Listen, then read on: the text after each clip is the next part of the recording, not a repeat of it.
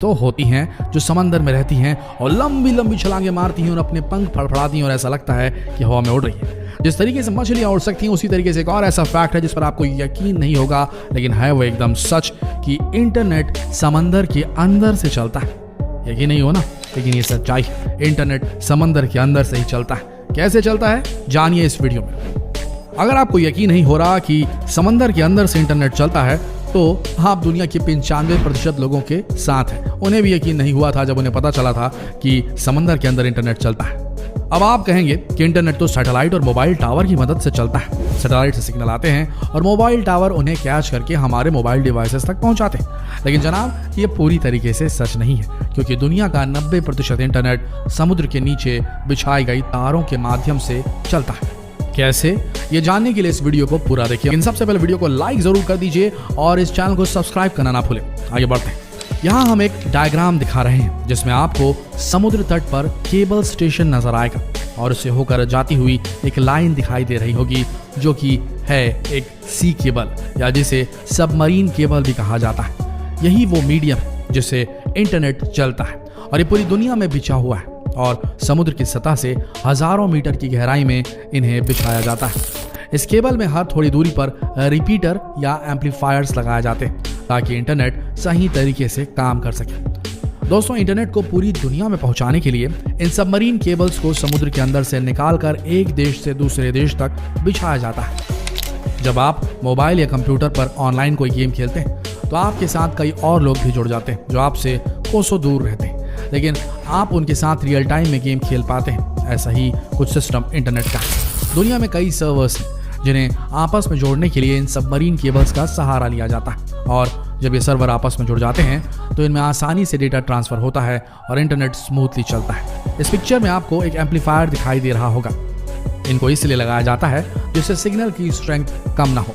ये समय समय पर सिग्नल को एम्पलीफाई करके उसे आगे जाने में मदद करते हैं। इन सबमरीन केबल्स को शिप की मदद से समुद्र में बिछाया जाता है, लेकिन ये केवल वन टाइम इन्वेस्टमेंट होता है जो बहुत ज़्यादा होता है और इसका मेंटेनेंस भी बहुत कॉस्टली होता है। अब दोस्तों, समुद्र में केबल की सुरक्षा के लिहाज से इस केबल को कभी अकेले नहीं बिछाया जाता, बल्कि इसे 2-3 के ग्रुप में बिछाया जाता है। समुद्र में कभी कोई हादसा हो सकता है, मान लीजिए सुनामी आ जाए या फिर वायर टूट जाए, या शार्क जैसे जीव भी कई बार इनको नुकसान पहुंचाते हैं। ऐसे में इन्हें रिपेयर करना बहुत मुश्किल होता है और इसमें काफ़ी टाइम भी लगता है। तब तक इसकी जो सेकेंडरी केबल है वो इंटरनेट के सिग्नल को भेजने में मदद करती है।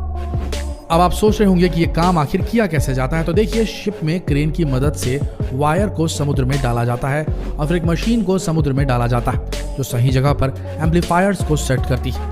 क्योंकि दोस्तों, समुद्र में कई जगह गहराई बहुत ज़्यादा होती है, वहाँ गोताखोरों का जाना भी सुरक्षित नहीं होता, इसलिए ये पूरा काम मशीनों से लिया जाता है और ये वायर पूरी तरीके से चेक भी करती है। चलिए अब आपको वायर्स के बारे में बताते हैं। देखिए, ये वायर ओपन एंड है। इसमें आपको कई सारे वायर्स दिखाई देंगे।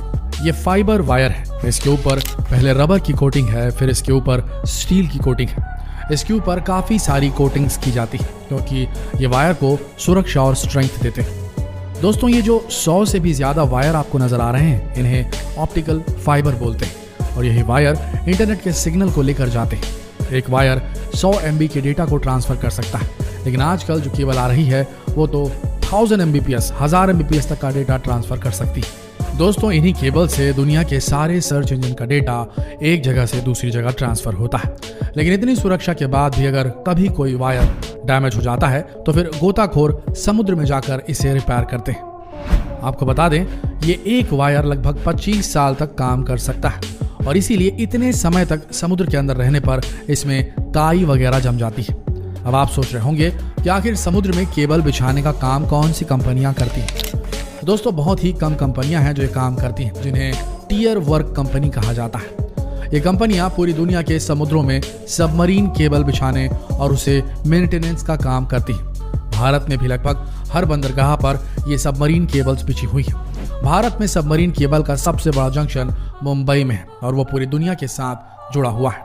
अगर इंटरनेट सबमरीन केबल से चलता है तो ये एयरटेल, आइडिया, जियो हमें इंटरनेट कैसे दे पाते हैं? तो दोस्तों, ये सब टियर 2 कंपनीज हैं जो इन सबमरीन केबल वाली कंपनियों से इंटरनेट खरीद कर उसे हम तक पहुंचाती है। और दोस्तों, इंडिया में जो सबसे बड़ा केबल नेटवर्क है वो टाटा ग्रुप का है। इसके साथ ही कुछ समय पहले रिलायंस ने भी अपनी खुद की सबमरीन केबल लॉन्च कर दी है और वो 25,000 किलोमीटर तक लंबाई की है। और यही वजह है कि रिलायंस आपको फ्री इंटरनेट दे पाता है और आपकी मौज हो जाती है। हाल ही में भारत सरकार ने इंटरनेट कम्युनिकेशन के लिए चेन्नई से अंडमान निकोबार तक समुद्र में 2312 किलोमीटर लंबी ऑप्टिक फाइबर केबल बिछाई है। इस submarine optical fibre cable connectivity परियोजना का शुभारंभ पीएम मोदी जी ने 2018 में किया था। अब इसका लोकार्पण भी इन्हीं के हाथों हुआ। इस लॉन्चिंग के साथ ही एयरटेल ने द्वीप में अल्ट्रा फास्ट 4G सर्विस शुरू कर दी है। इसी के साथ एयरटेल इस द्वीप में अल्ट्रा 4G सर्विस लॉन्च करने वाला देश का पहला मोबाइल ऑपरेटर बन गया है। इसके अलावा रिलायंस इंडस्ट्रीज की टेलीकॉम सब्सिडरी रिलायंस जियो भी बढ़ती डेटा मांग को पूरा करने के लिए भारत केंद्रित इंडिया सेंट्रिक सबसे बड़ी अंतर्राष्ट्रीय सबमरीन केबल सिस्टम का निर्माण कर रही है। कंपनी की योजना 2 सबमरीन केबल सिस्टम को स्थापित करने की है, जिसमें से एक भारत को सिंगापुर, थाईलैंड, मलेशिया के जरिए एशिया पैसिफिक मार्केट से जोड़ेगा और दूसरा इसे इटली, मध्य अफ्रीका और उत्तरी अफ्रीका से जोड़ेगा। इस हाई स्पीड की प्रणाली से 16,000 किलोमीटर से अधिक की दूरी तक 200 TBps टेराबिट प्रति सेकंड से अधिक की क्षमता प्राप्त हो जाएगी। रिलायंस जियो के अध्यक्ष मैथ्यू ओमन ने इस बारे में कहा कि Reliance Jio streaming video, remote workforce, 5G internet of things जैसी मांगों को पूरा करने के लिए अपनी तरह के पहले इंडिया सेंट्रिक भारत केंद्रित IAX और IEX सिस्टम बनाने का नेतृत्व कर रही है। उन्होंने कहा कि वैश्विक महामारी के बीच इस महत्वपूर्ण काम को अंजाम तक पहुंचाना एक चुनौती है, किंतु इस महामारी ने डिजिटल सेवाओं के लिए हाई एंड कनेक्टिविटी की आवश्यकता के महत्व को और भी ज्यादा बढ़ा दिया है।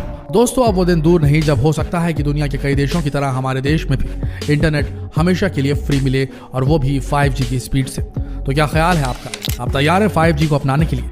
ये जानकारी आपको कैसी लगी हमें जरूर बताएं और इस वीडियो को अधिक से अधिक लोगों तक शेयर करें ताकि ज्यादा से ज्यादा लोग इस जानकारी तक पहुंच सकें। मिलते हैं अगले वीडियो में, तब तक के लिए आप सबका इस वीडियो के अंत तक बने रहने के लिए दिल से धन्यवाद।